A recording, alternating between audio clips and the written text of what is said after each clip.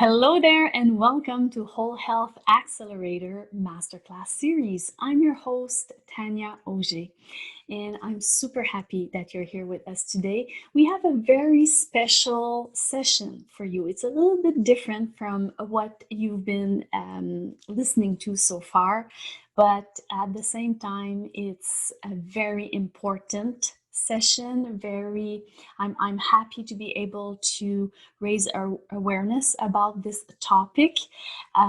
So let's delve right into it. I will introduce you to our next speaker, and I'm going to read you her bio in order to do so, and then we'll just going to begin. So her name is Caroline Hammond, the 2020 Boston Scientific Global Volunteer Award winner. Caroline has spent 30 years as a results-driven sales and training professional promoting billion-dollar brands for Fortune 500 companies, thriving within human resources, training, and development. Caroline serves as the founder and CEO of Safe in Harm's Way, built by abuse survivors for survivors. Safe in Harm's Way is an online bridge for survivors, giving a voice to the truth and connecting resources to leave perpetrators plus thrive in the after. Safe in Harm's Way's founding pillar is inclusive of the unique perspective needed by people of color, men, LGBTQ community, and abuse survivors. As a survivor of domestic violence plus revival from a death experience, Caroline uses storytelling to evoke change and has been featured on national and regional television and media broadcasts as a thought leader in the domestic violence and overcoming adversity arenas. Thank you so much, Caroline, for being here and sharing your story and your heart with us. I appreciate the invitation. Anytime I have a chance to talk with really smart people, I take it. So thank you for that. I appreciate you. So this is a more sensitive subject to health and well-being, but a very important one. So I'm super happy to be able to delve in this subject with you. Domestic violence and overcoming adversity is very prominent in our world, unfortunately. I think it's important if we can try and help each other through these hardships and challenges. So I would like to start by asking you, can you please share a little bit more about your personal journey with domestic abuse? And so I'm giving you the floor. My journey is pretty typical of what happens with people when they enter into a relationship. I tend to use the female pronouns more because I'm a woman, but I do so realizing that this can also occur within men. So I'll offer that caveat up. But for my personal journey, I would never have identified as being abused. Now, that sounds weird. And you'll find, though, with most survivors, they don't realize that their life they're living has become abusive. And that's because it doesn't start off that way. Mm-hmm. How it starts off is love and light and amazing adventures. And an abuser works really hard to craft this artificial life that someone like me buys into and thinks I've met my soulmate and life is fabulous for the rest of my life. And then slowly over time, little things start to creep in. And you think, well, surely I misunderstood that. And those kinds of instances of how you're spoken to, whether or not you're allowed to leave, whether or not you're allowed to have your own bank account, all these things that are tailored around, you just stay home with me, I don't really want you to go anywhere, I miss you so much, is really efforts to have you stop being involved with your friends, your family, and your community. Wow. We need to have a bank account that I can control that's solely something that I do because I want to take that burden off you. You're so busy. And meanwhile, before you know it, you've given up your wallet, you've given up everything to this relationship. And oftentimes, that never is a realization. And that's why I'm so thankful that you're having me today, because what we have found out in all our work at Safe in Harm's Way is the very big hashtag that we use, which is because you never know. Mm. You never know from an outsider's perspective what's going on behind closed doors. Yeah. And sometimes even when you're living in it, you never know what's happening. Now for me, I was, I've been a sales professional my entire life, and I'm very good at what I do. I've worked hard to own that. Mm-hmm. And so I was number one in the country in my sales organization. And at home, my life was filled with tears and sadness and fear. And I kept thinking, well, he's my toughest customer. If I just work harder, if I just show him how to love more, if I just sit down and talk to him about, please stop lying to me. If I just sit down and talk to him about how he could be a good dad to his kids or show him how I was a good parent to my children, then he would stop having screaming matches with his children and leaving them in parking lots. All of these things that if I worked harder, he would change. And that's a big epiphany. There's no amount of work that a survivor can do Wow. in order to change another person. Mm-hmm. So I don't know, honestly, if I ever would have left. Because even with the physicality of things, there's always tears afterwards and apologies, and I'll never do it again.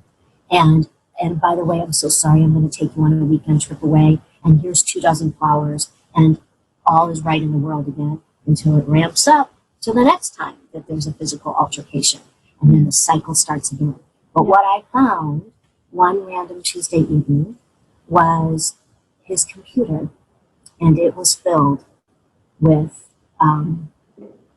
darn near 2 decades, so before his relationship with me, of some pretty dangerous and nasty things. And finding that and finding the danger that he had put me and my children in Mm-hmm. was the catalyst for me to leave. And then I started to make the really hard decisions about what that looked like. And that's why I again, thank you for having me here, because if someone is watching this and listening, and you realize that the majority of your life spent at home is, oh my gosh, what's it going to be like when he walks through the door? Or, oh my goodness, where did our money go? Or, wow, I hope I folded the towels right so he doesn't come home screaming at me and throw them all over the floor. If those are kinds of instances where you're living that kind of life, and maybe it's the physical isn't so much, but maybe it's the verbal and the mental and the financial, that's abuse. Mm-hmm. That's abuse. And you have tools and you have ways to get out of that that focus solely on you and not about changing another person. So that evolution for us, for me and my kids, became the building blocks for how we launched Safe in Harm's Way. Wow. It's amazing, Carolyn, and you have so much courage. It's unbelievable. It must have been very hard, like to not only realize it, but to make that decision and then take the necessary action steps, right, to change your circumstances. Exactly. And that's the realization that we realize with Safe in Harm's Way. There's a big, huge chasm between knowing and then acting. Yeah. So we want to provide all the tools that allow people to act. In my case, that acting until I could finally escape took 6 months. So 6 months of living in fear, 6 months of pretending everything was okay, 6 months of laying groundwork in order to safely evacuate me and my children. And that was a process that probably took me as much to recover from as the previous 8 years did. Because living in that way, knowing what I was trying to make happen and exit in a safe way, and knowing the full danger that I was in, because in the previous 8 years, I didn't know what kind of danger he was putting us in. I knew what the danger was in his actions of what he was doing, what that did to us.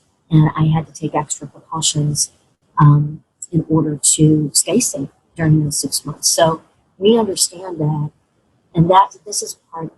but I want to be clear. There are some folks that may never be able to leave. Why is it so? Mm-hmm. But we can offer tools and resources that allow people to build back up their confidence and thrive, and while they're having to maintain a relationship with that person. We have people who are in the process of leaving, and what does that look like? And then we have the folks who have left, but they're still, and that's where our name came, Safe in Harm's Way. For survivors, my family and I call it heightened awareness, because we don't want to say we live in fear, but I'm 4 months out and still deal with the stalking. There will probably be in my life never a time where I feel safe, completely and wholly safe. Oh my goodness. I can feel safe while I'm in harm's way because I can utilize the tools that build heightened awareness, that make me comfortable in my own skin, that give me tools and resources to be back out into the world so I can build a new life, all while still taking precautions on maintaining safe, knowing that there's the potential to be in harm's way. Yeah. Oh my goodness. Yeah, yeah, yeah. So, okay, so let's go back a little bit then. You said that you've alluded to I'll say, signs or things that can, like if a person is currently in an abusive situation and they're not sure, can you talk a little bit more about what are like other signs and things? Let's talk about that first, and then on ways to help that person kind of get out, like you said, or prepare for their Sure, sure. Some of the signs when someone says something to you, and I won't do the entire quote justice, but Maya Angelou says it: when someone teaches you how they are, believe them the first time, right? So if you are constantly having to have a conversation that says, when you do this thing, it really hurts me. If someone respects and loves you, you may mess up every once in a while, but they don't consistently do the very thing you ask them not to do. Yeah. If they are working really hard to undermine your confidence, I can give you several examples of that. And to be honest, as I reflect back, I know that the first instances of that now, I see we're 3 weeks into us, and this isn't somebody random. This is somebody that I knew from college. This is someone where we grew up in the same city. This wasn't just a random person. It was someone I reconnected with after a very long time apart and post my divorce and post his divorce. And I remember 3 weeks into one of our first travel experiences, and I came.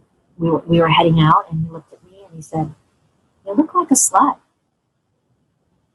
And I said, I'm sorry, I don't have jeans and a t-shirt." "What?" "Oh, I'm just kidding, but no, really, you look like a slut." Like those kinds of little undermining of your confidence, chipping away at you. We were at a birthday party, and in front of my birthday party, and in front of the entire group, when I opened my present, he said, "I'm sure those clothes will never fit you. You're way too big for them." Now, and when I talked to him about it, he's like, "I didn't mean it that way. You're making too big a deal out of it," which is another big thing. If you go to somebody and they say, "Well, this is just you. You're making too big a deal out of it. Yeah. This is all your problem." Yeah. No, it's not. You are worthy and you are deserving of someone who loves and cherishes you and doesn't try to put you down in ways. Because though that kind of mental and verbal abuse segues into different things, segues into physical abuse, segues into financial abuse.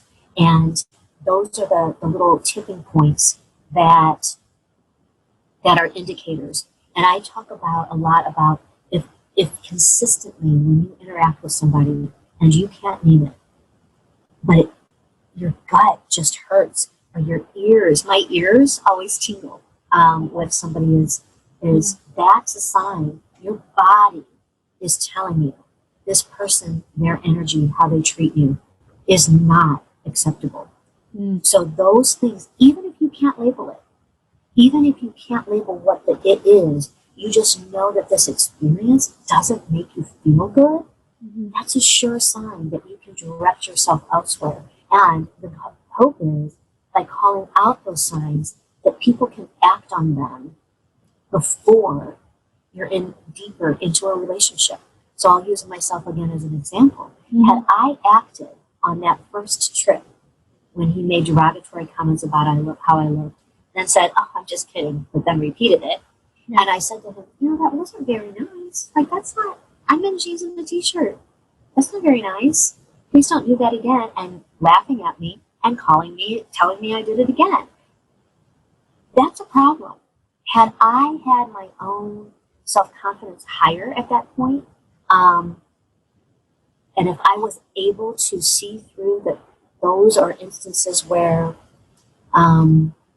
put downs are not acceptable, Yeah. then I would have walked away 7 years and 9 months before I did. And I would not have put up with this series of escalating events that progressed throughout our relationship. And that's a big part of it. So those kinds of signs that you physically don't feel good, the verbal, like that, if it's something that you would never say to another person, Yeah. don't allow it to be said to you. No, exactly. Yeah. So those are some of the biggest signs of that. The isolation, as far as, because it sounds like love, right? It sounds like, oh, he wants to be with me so badly. He doesn't want me to go anywhere. He just wants to soak me up, and we're just going to do our thing. Mm-hmm. When that keeps going on over time, then suddenly you stop communicating with friends, and you stop communicating with family, and it's all solely devoted to him. That's a sign of isolation, because then when the verbal abuse starts and you're at a public event and you get, well, these clothes will never fit you because you're too fat, you don't have anybody to go to say, this is what's happening to me, because everybody else in the party is shocked that's what's happening to you and you're embarrassed, but meanwhile you've been so isolated, your relationships have been slowly broken down.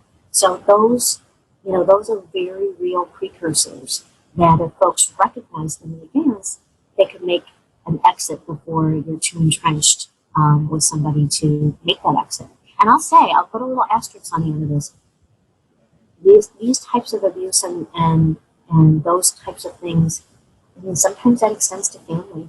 If you have family members that particularly put you down all the time, just because they're family doesn't mean that you have to interact to the extent that it hurts you. Yeah. And we talk a lot about boundaries and how to put those in place. Yes. I love, my nephew has the greatest saying. He says, "Aunt Carolyn, I love dogs, but I love dogs through a window and very far away." That's the best explanation of a boundary. Yeah. I can love you, but I can love you through a window and very far away. Yeah. So you don't have to be close up to the people that potentially could hurt you or consistently have hurt you through your life. Does that make sense? It makes a lot of sense. I love the boundary part. This is something that I've learned way long time ago. In any relationship, I think it's super important to kind of set those boundaries to make sure that you communicate with your partner your needs, right? And that your partner does the same, and that you and together you can decide, okay, does that work for both of us or not? And I think that's such an important, it sounds very like linear and type A, like, okay, let's do exercise together, but it's I find anyway, it's so important, and then you can live together, right, and grow together, and it's not a question of dependencies and looking for love or acceptance in the other person. You're really able, You have it yourself. yeah. And also, you mentioned, so you're mentioning the signs, and you yourself, you said like just like a few weeks within your relationship, things were starting to happen. In your opinion, what do you think makes a person like stay in a relationship like that and continue thinking, okay, no, it's going to be okay? You did talk about the self-confidence, but is there anything else that makes a person want to just continue? Like, That's a great question, because perfect. Thank you. So one of the things I would love to have eradicated is the question, why didn't she leave? And that kind of ties to what you're saying. What makes a person stay? What makes a person stay is, statistically, if you look at how abusers behave, there is the grooming process. There's the love bombing in the beginning, and maybe that lasts 6 months to a year, and it's filled with flowers and poetry and trips and, um, you know, experiences that build love and build a connection. And it's also done with really smart, invested women and really smart, invested men. So when you are smart and talented and you have a track record of being a producer, you look at the situation that's happening and you think, well, I can fix that. I fix a lot of things. I'm really good at my job. I'm a great mom. I raise good kids. I'm a good daughter. I can fix that. So you stay to fix it, because if I just work harder, I'm going to fix that. And the reality is it's not fixable. The reality, very real reality is it's just going to get worse. And that brings about a cycle of, I want to get back to that first 6 months.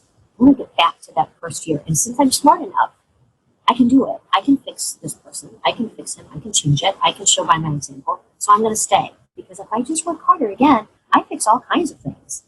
I'm going to fix this relationship. And I'm going to get back to all those good feelings that it felt like in the first 6 months to a year. Because I can do it. And that's why people stay. The other thing is all these little instances of abuse, all these little dynamics of what plays into an abusive relationship, people don't realize that it's abuse. I dropped my computer. It wasn't until I left that, and I went from this beautiful, amazing 6,000 square foot house to all of my things in storage, even with the best escape plan. All my things in storage. I was changing clothes in the storage unit. I was doing my makeup and freshening up myself in the lobby hotel bathrooms of hotel chains, because those are the cleanest bathrooms. Yeah. And I was hiding from him. I didn't want to stay too long in one place because he kept finding me. So all of those things I left behind, and to start off, it's very difficult to leave. And if you have children with somebody, it's even more difficult to leave, because you have to navigate a court system. Mm-hmm. And those difficulties are massive in order to navigate it.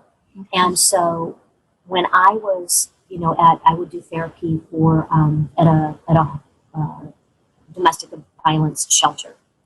And that's a big call out. I mean, if you need services, if anyone needs services about what abuse looks like, free counseling, how to handle an escape plan, how to navigate a court system, how to get a restraining order, you do not have to live in a domestic violence shelter in order to take advantage of all those resources. In fact, that's the jam of a domestic violence shelter. Not only do they offer housing, but they offer those same services to people living in the community, right?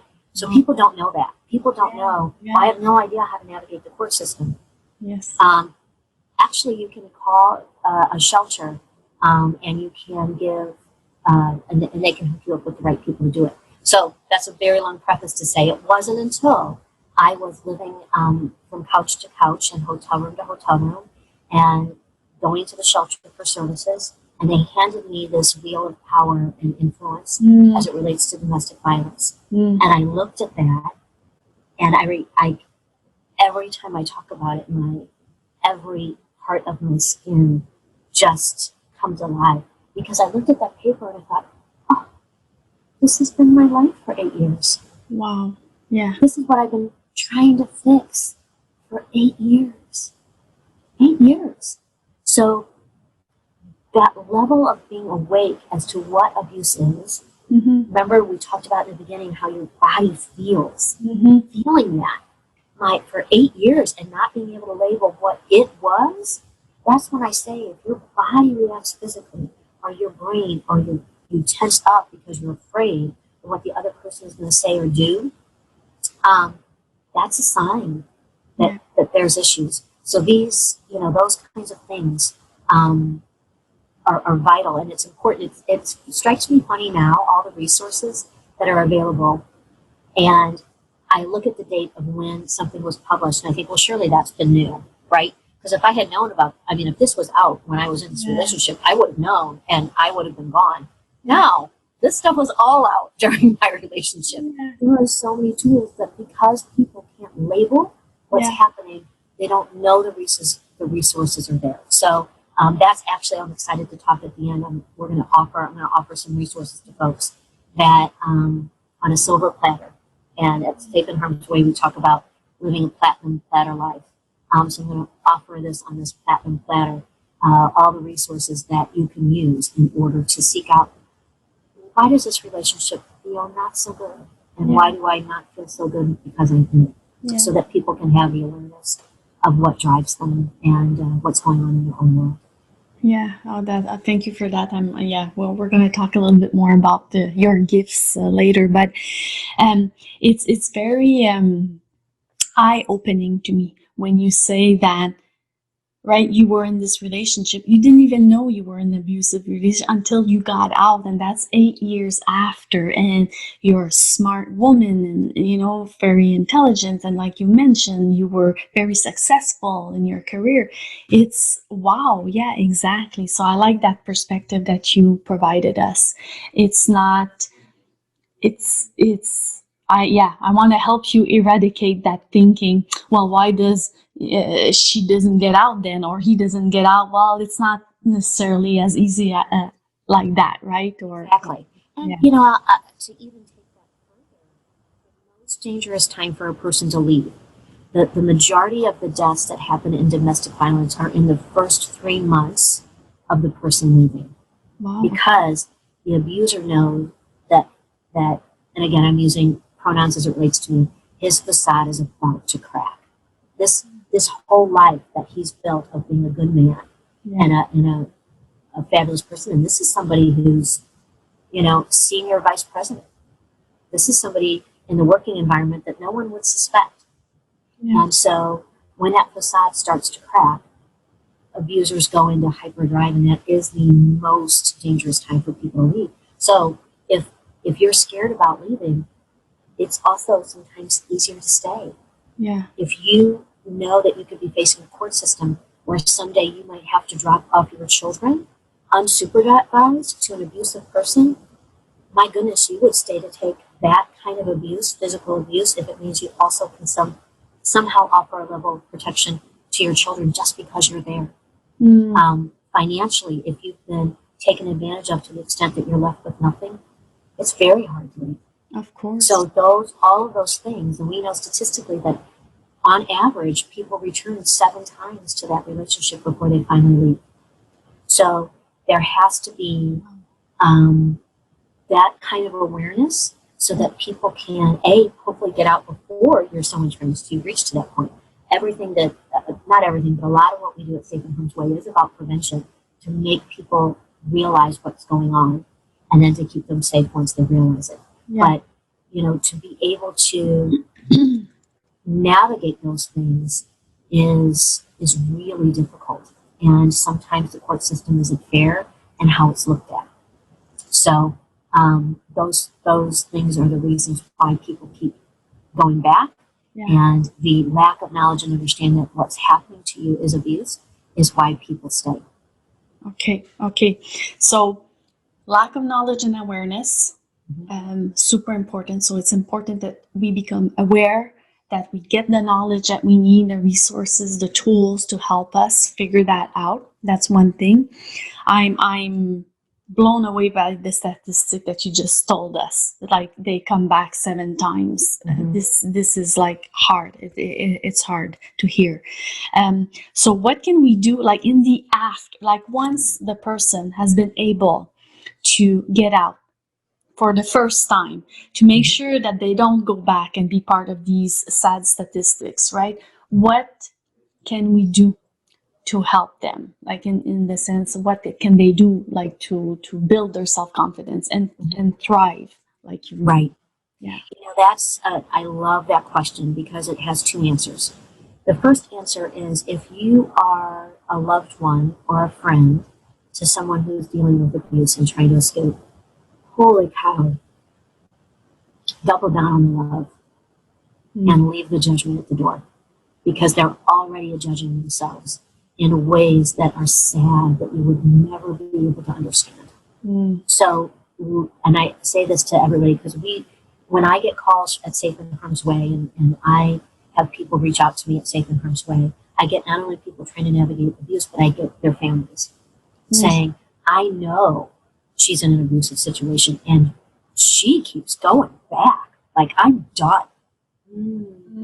No, now's the time when you double down on love. This person has been slowly and strategically dismantled from the inside out. There is not a reservoir left in the survivor that has the ability to rise at that point. So double down on the love.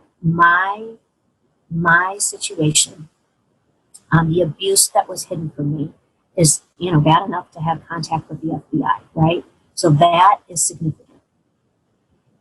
It was so significant, coupled with me trying to escape, I had to write my name down on a piece of paper because I couldn't remember my name. Oh my God. The brain goes into such fight or flight when you're in the process of leaving that I had to write that down.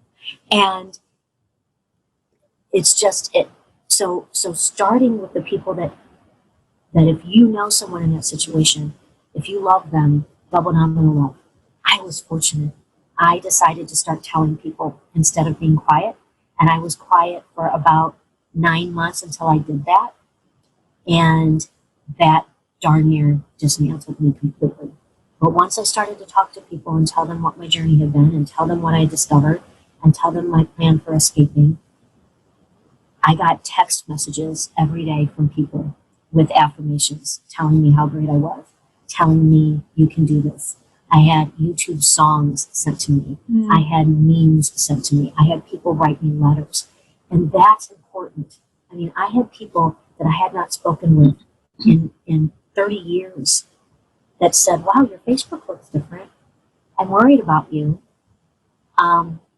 Just want to let you know, here's all the wonderful things I think you are that I remember from you back when we hung out on the playground, in grade school. Here's where I hope that you can heal. So if you notice that about people, reach out to them and say, you don't have to tell me anything, or you can tell me everything, whatever you want, but I'm a safe person for you. And fuel them, because that's what keeps survivors going forward. So it is a community effort. And that's one of the hashtags we use as well, is I share because I care at Safe in Harm's Way, because we want those kinds of resources and ideas to be shared with people in your world that you kind of think, or maybe you suspect, that something's going on, that you reach out to them. The second thing for survivors internally to be able to do is to take advantage of those resources that are in the community. It's going to be within some of the downloads that we give as a bonus, but domesticshelters.org, we were trying to recreate the wheel. That organization does this particular thing better than anyone. So now we partner with them, but you can plug in your zip code and it will tell you every resource in your area that you can take advantage of. So when I talk about you don't have to live at a shelter in order to take advantage of the services, boom, you just got every shelter within your zip code that can help you, that you can call and get services from. In exchange, if you are someone who feels compelled to help with this an arena, I mean, the World Health Organization calls violence against women an epidemic. And especially now during COVID, the minimum statistics say an additional 32 million instances of domestic violence will come about because of COVID. Yes, exactly. So that you want to talk about sharing because you care, you will never know who's going through this potentially. So getting that word out there and taking advantage of those resources are vital for survivors to start to heal. And what we do is we take a holistic approach, which is why I think we fit so perfectly today, and how the beautiful beginning of our relationship, it has to do with what you put in your body. It has to do with how you take care of yourself physically, with what you eat. That rewires your brain, and how much water you drink. And boy, It really shouldn't be a bottle of wine and jalapeno crunch or potato chips. That's Yeah. not a good thing to fuel your body with. Yeah. How you look at the world outside your window, stepping outside of yourself, especially if you're trapped for money, to avoid that isolation because your confidence, again, you've been dismantled from the inside out. What's free that you can do? Any animal shelter in your area needs dogs walked. That's free. They need volunteers. You get to have unconditional love from a dog or cat. There is nothing better that starts to heal your soul. So exercise. Exercise matters, even if it's, you can't make it but once around the block. Those things start to fuel you and rewire your brain. And the most important part of that is the noise that you've been living with in your head, that abuse, that noise, you have to replace it. Because if you don't replace it with something positive, that's another reason why people return. Your brain becomes used to the violence. It becomes used to, I know what this is. Mm-hmm. So you have to replace that negative energy in your brain with good food, exercise, plenty of water, affirmations, volunteering at places that puts you back out in the community, and seeking ways that are unique in the world that you can take advantage of as it relates to your financial health. So those things are the ways that folks can really start to heal on their journey after they leave. Oh, I love that. Thank you so much for sharing. So powerful. The doubling down on love, it's very, very good. I'm glad to hear. I'm glad to hear that there's a excellent resource and where we can contribute even more as Right. to help out in any way we can. So we'll make sure to add that for sure below this video so that people can check that out.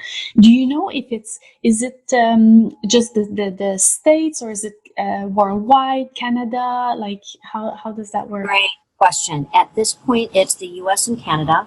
I'm working with them now to gain resources worldwide. Okay. So I have contacts that within domestic violence or domesticshelters.org that are looking and helping me navigate the worldview, and then making connections with people across the globe. Everything is safe here, but I think they're testing the tornado sirens. Is that coming through really loud? I'm hearing just a little bit, but I wasn't. Yeah, I didn't. Yeah, I got this little pop up on my phone, so I apologize for the tornado testing. Okay. But it's loud for a purpose, and it certainly is loud in our conversation. But yeah, there are other places you can even call or text the National Coalition Against Domestic Violence, and that'll be one of the resources we get. And they can connect you with worldwide entities that do these very same things. Awesome. Okay, Carolyn, can you talk to us a little bit more about Safes in Harm's Way, like what you guys do with your organization, and how can people get in touch with you and the resources you offer and all of that? Sure. We are starting a new website that will actually go live at the end of September. So that website will be safeinharmsway.org. And the reason we had to pivot for the website is we needed a safe place for survivors to be able to share their stories. We needed, because storytelling evokes change. Just like you and I are having this conversation and you're learning all these things about my story, there's things you never knew, right? And probably as people are hearing this, hopefully they might be having epiphanies, or they might be saying, wow, I'd really like to help in that arena. Those are the big ways that we work at Safe in Harm's Way, is to tell the stories of survivors. And we do that in two different ways. Okay. We will have one survivor that we will start from the very beginning of the relationship throughout the abuse. And of course, it's done in diary form because, it's going to be an evolution all the way to after leaving. And that is one story that you can follow kind of, as a serial. And see the entire journey. The second arm of storytelling we use with individuals telling their story, much like I'm doing now, on what happened to them. That's key, because we know that while perpetrators seem to hatch a plan based on a book, it seems as if they get this book and they implement it to the text. How they implement it is very different. So we need to provide a chorus of voices that people might identify with. So you might resonate more with the story of one person and differently with another. But if we offer a chorus of voices of all the stories of abuse, then people can really identify with what's going on in their world and then change. And to do that, we have 8 different contributors that work at Safe in Harm's Way. One person does handle the world out. We call it the world outside your window, and she handles every which way to work within the community to re-engage. We have a person who deals solely with food, how to create healthy meals on a budget. Make it so simple, because we know that oftentimes children become the caregiver of their siblings if mom has to go back to work or even take a second job. So we make healthy meals on a budget that even kids can do. We have just an energy healer, a Reiki healer, who offers content on how to feed your soul and your spirit. We have an addiction person who has 30 years of addiction experience, because we also know that sometimes in certain situations addiction is a problem, either at the beginning it helps to create the dynamic, or how to cope after you leave sometimes falls into addictive patterns. So Angela covers 30 years of experience with addiction. We have Vidya, who is a PhD and has traveled the globe helping people, helping women, helping those less fortunate than all of us. And she has a great background in finance. So Vidya will be handling all the finance component of how to rebuild yourself financially. We have one person who takes care of just inspiration and memes and, anything that makes you feel good and fuels your soul. And we have a tech person coming on board who will give us ideas on technology and how to navigate that during abuse. And we're looking for someone who is going to help navigate the court system, especially as it relates to children. So we have an opening, but those people come together to offer an entire picture of healing so that people can take advantage of those opportunities. And again, you have to fill your head with the void that abuse leaves. Otherwise, you go back and you don't heal fully. And then what we ask is that as people heal in their own journey, they come back and they share their story about how that works and how that looks now, so that offers additional hope to the people that are just starting out with their journey of escaping abuse. So we do all of that through storytelling and all of that through different healing modalities. And we just have this intention of being the resource that folks need in order to realize, act, and then navigate the after of their abuse. Such a beautiful initiative. I'm so glad that you're putting that in place, and you seem to have a very well-rounded, complete team support. And that's one thing that we kind of alluded to, but haven't discussed in lots of details. But I think it's that part, having the support, the community to go to, the support, hearing the stories, is such a powerful way to identify, right? But the problem is, get the resources, get out. Yeah, I love it. I love it. Thank you so much. I'll be looking forward to seeing that for sure, for sure. Yeah. Well, and you can currently find us, I should say, we are on Facebook, we're on Instagram, we're on Twitter. Safe in Harm's Way is on YouTube. We do believe in movement as a way to heal, so we have our own Spotify listening stations as well. So, you can still find Safe in Harm's Way before the new website launches. Yeah, of course. And we'll make sure that I put all of these links and contact information below this video, so our listeners will have access to all of this. Awesome. So, Carolyn, can you talk about, you have wonderful gifts for our listeners. So I would love for you to explain what those are and what they can expect. Sure. One of the things, as I mentioned, the gifts coincide with the journey that I explained. Yeah. And so when we got together at Safe in Harm's Way and thought, okay, what do we want to offer as gifts? The first thing we have is 15, we're going to give a download of 15 affirmations. Because one of the things we hear most often from people is, well, what are affirmations and what does that sound like? And I'm really going to talk positively about myself out loud. Yes. Yeah.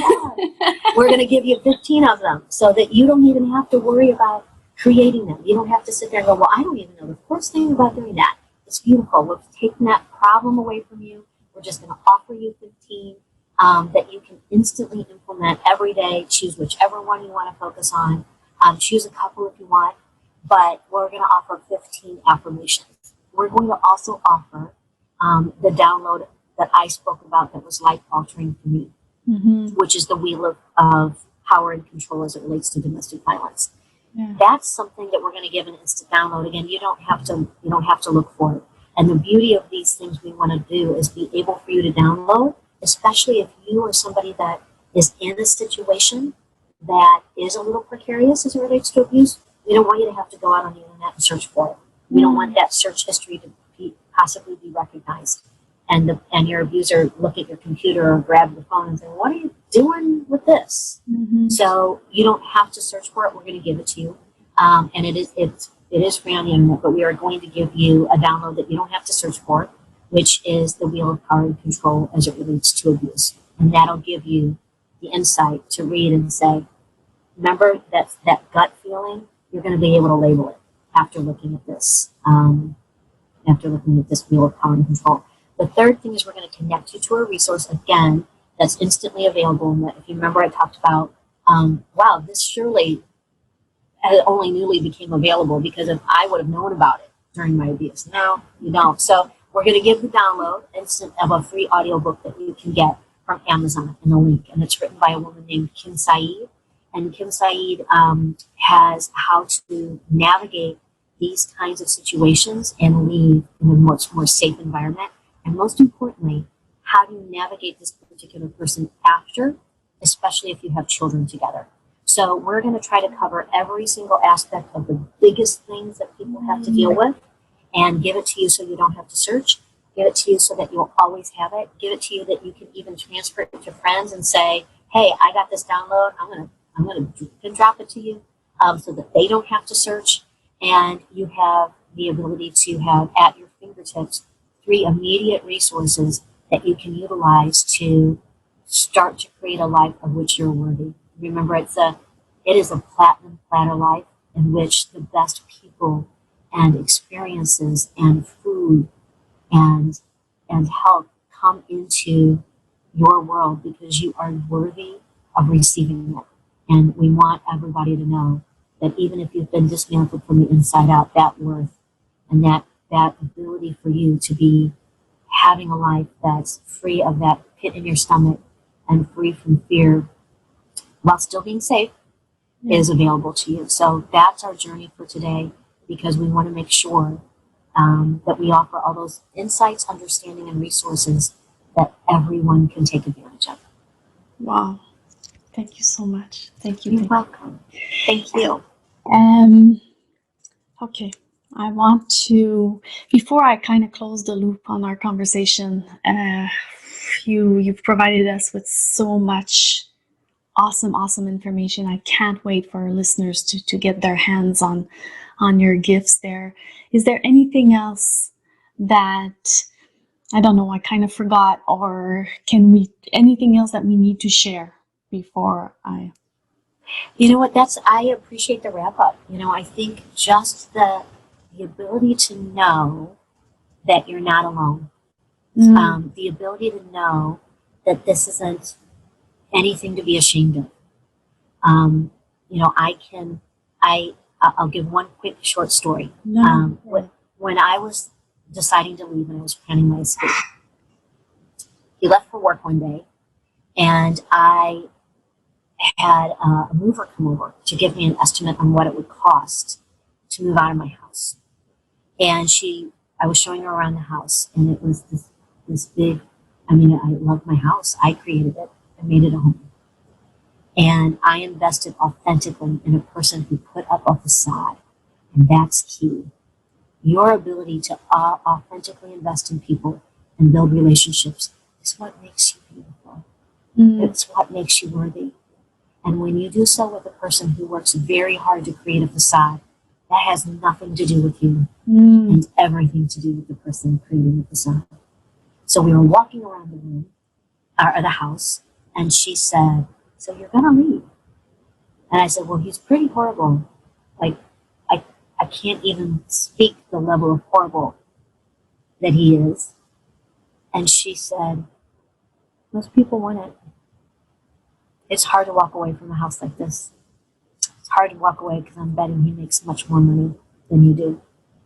And that's going to substantially change your life. Yeah, it did. It's still worth it to walk away. Of course. It's still worth it. With the proper guidance of a good escape plan, with the proper utilization of resources that you can get from any expert at one of the domestic violence shelters, with the resources that we have at Safe and Harm's Way, walking away from a life of pain, walking away from a life of disease and sadness, not only for you, but for your children, it can be done. Yeah. It can be done with the smart people and the resources. And if you need to stay, you can still work within yourself to create an internal dialogue in your head that completely refutes the person who's living an inauthentic life next to you. So those are possibilities that when you choose to eat right, when you choose to be healthy, when you choose to replace the voice in your head, your world opens up in beautiful ways, and you find courage, resilience that you never knew you had. And the tools and resources we can provide at Safe and Harm's Way, with the downloads today, with the overall domestic violence advocacy community, you have the resources, and most importantly, you are not alone in the journey. I love that. I love that, Caroline. Exactly. You're not alone. Don't have to be ashamed of what's going on. And there is resources and tools that you can use to make sure that your transition is as smooth as it can be, and as secure and safe as it can be also for you. I love that. Thank you so much for kind of summarizing the key points here. So with everything that you've been through, Caroline, and everything that you know today, if you were able to go back in time to your younger self, like when you were a child, what would be that one piece of advice that you would tell yourself? I love that question. I love that question. The one piece of advice that I would tell myself is, and this is me personally, I had a really hard time. If I look back, I've always been fixing people. You know, I've always been, well, I don't really want to say that they hurt my feelings because I might lose friends. And if I lose friends, what do I do? And so I'm just going to stick around, and I'm going to work on this person, and they're going to treat me better because of it. I mean, there's a lot of therapy that goes on with leaving, and internal work that goes on, which is hard but beautiful. Hard but beautiful. Absolutely. And I would say that when you choose to leave behind through a window and very far away the people that hurt you, the people that give you that bad pit in your stomach, the most beautiful people take their place. That removing people that hurt you actually opens up a spot for the people who are meant to be in your life consistently to the person. I have been so fortunate with the people who came in my after, because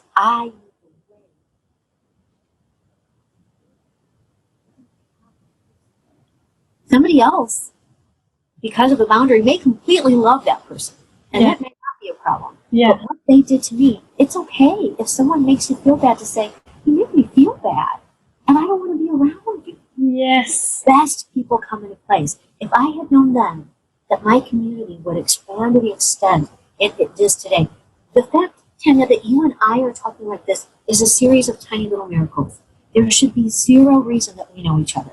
Zero reason. Exactly. I right? know. I am from the middle of the United States, and you are in Canada, and there's no reason why our paths should ever cross, except when you make space in your life because you know that you're worthy of not being treated horribly. The best people come in and just do every time. You got to do the work. You have to institute your boundaries. You have to do all these things that, again, a little hard, but so worth it. Oh, for so sure. worth it. For So sure. eliminating, I wish I knew in the third grade, and I'm thinking, why did I play jump rope so long with Tina Lorette? Now she's my friend. Now she's fine, right? But in the third grade, she's kind of snotty. Like, I'm afraid I'm going to lose all my jump roping friends. When I could have just distanced myself from her, hung out with other kids who like to jump rope.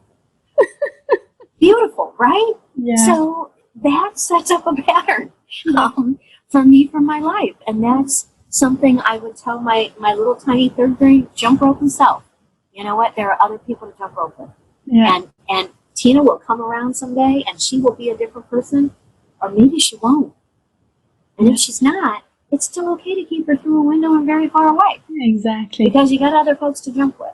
So that's the beauty of what I would tell my tiny little self. Wow. And that lends itself for everything in life. It right? does. As soon as you remove any type of, I say toxicity, whatever that means, a toxic relationship, a toxic food, a toxic whatever's around you, you then make space for the beautiful stuff to come in. And that's so important. Like even with stress and anxiety, right? You have all of this noise inside your head that is like pulling you down, and it's very hard. And yeah, when you start removing these pieces, well, all of a sudden you have this beautiful space for a lot more positivity. Yes. And beautiful people in better relationship and better dynamics. I love that. Thank you so much for sharing. You're welcome. You know what? I think what I'm going to do with this is because I've been asking all the speakers this question. Actually, two questions, and the next one is coming. But Okay. This one, I've been asking all the speakers, and we're getting like it's amazing the information that we're getting. So I think I'm going to kind of do a little compilation and summarize Yes. about that. What's that one piece of advice that you would tell your younger self? And I'm going to share that as a downloadable. I think it's going to be much value and a way for people to be inspired and motivated, to make change. So I love that idea because you know what? On a really bad day, when you're struggling, someone can go, "Oh wait, I'm popping this in." Right? Exactly. Yeah, I love that idea. Your affirmation sheets there will be golden. We'll be ready. I love it. I love it. Cool. And also the other questions I've been asking, and that too I'll make a compilation because that can be so powerful as well. What's one book or two or three that you've read in your life that you would like to share with our listeners that inspired you or that motivated you? It doesn't have to be nonfiction, to be honest. If Okay. fiction, that's fine too. Something that moved you in any way. You know what? I'm reading it now, and it's called The Dance of the Dissident Daughter, and it's by Sue Monk Kidd, and it is this evolution of this woman's journey who started to question everything about her religion, and in so issuing questions about her religion, she began to see a broader worldview. And the beautiful part of this, we talked about eliminating toxic people. Her family rose to the occasion. Her marriage survived.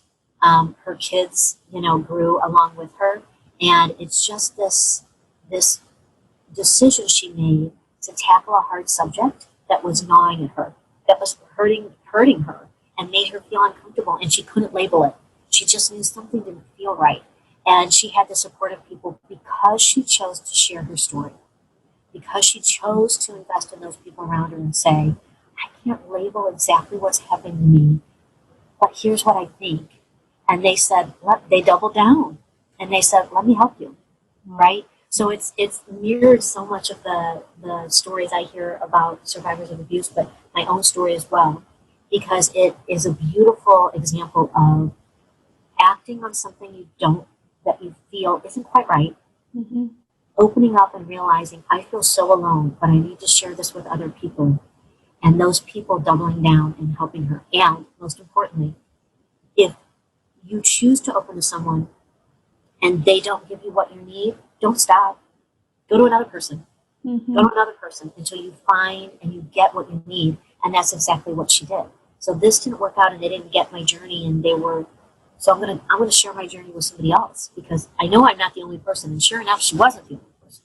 Yeah. You don't know that until you reach out to folks and invest in them, and then the best people again either move on or double down on the love for you and stay in your life. And so it's a nice to know the end of the story is that it all ends well, and she grows in very many ways, and she keeps her family and their support because they were good people. So, and those people who didn't support that journey were kindly just walked away from, and most beautiful people took their place. So that's my, it has been by far my favorite book, I think, that I've read. In fact, I'm reading it. I then meditate on what I read. Okay. I then draw a picture about what I read, and then I go back and read it again. So it's taken me months to get through the book because I'm learning so much from it. I want to absorb it into my skin if I could. And so yeah, that's a great book, The Dance of the Dissonant Daughter. Awesome, awesome. That too. I'll make sure that we have all of this information below this video. Well, listen, Caroline, it has been an absolute pleasure speaking with you, getting to know you more. Thank you. Sharing your story, what you do. I'm super grateful that you're here and that our listeners had the privilege to listen to you. So thank you for being here.